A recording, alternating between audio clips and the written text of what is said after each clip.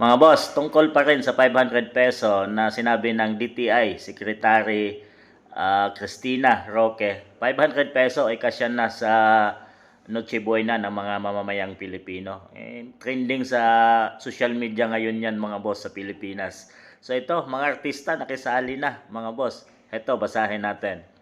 500 Noche Buena, syempre pwede. Pwede kang kumain ng corned beef, pwede kang kumain ng fruit salad, pwede kang magkaroon ng pineapple juice na dinagdagan ng maraming yelo.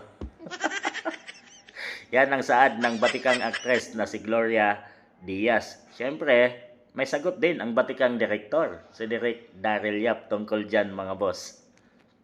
Pineapple juice na maraming yelo? Gusto kong respetuhin si Gloria Diaz, kaya lang hanapan niyo ako ng magalang na mura.